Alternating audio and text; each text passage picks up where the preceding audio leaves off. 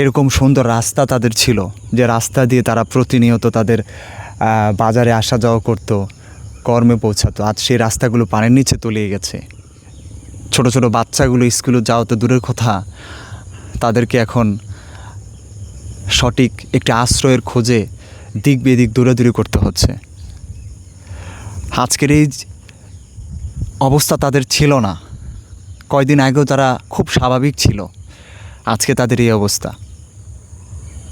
একটু ভাবুন, আপনি রাত্রে আপনার বাসায় ঘুমিয়ে আছেন, হঠাৎ আপনার বাসায় পানি চলে আসলো, আপনি আপনার মা বাবা সন্তানদের নিয়ে তখন কি করবেন? আপনার মাথা কাজ করবে না।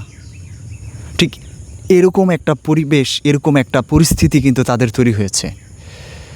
এই অবস্থায় তারা চাচ্ছে যে তাদের আশেপাশের মানুষগুলো তাদেরকে সবার আগে দৌড়ে এসে সহযোগিতা করুক।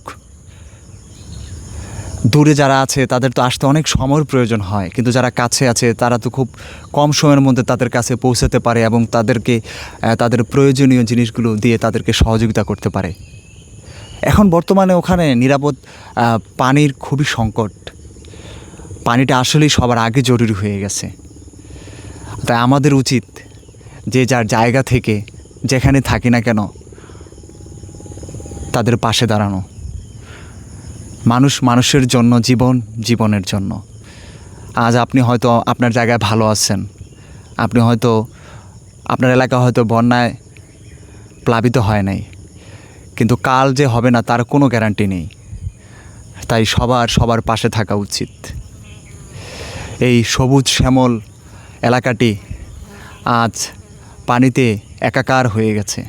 পুকুরের মাছ পুকুরে নেই, আর রাস্তাঘাটগুলো পানির নিচে, পরিপাটি ঘরগুলো পানিতে ভেঙে গেছে, প্লাবিত হয়ে গেছে। তো সবাই ভালো থাকবেন। আল্লাহ হাফেজ।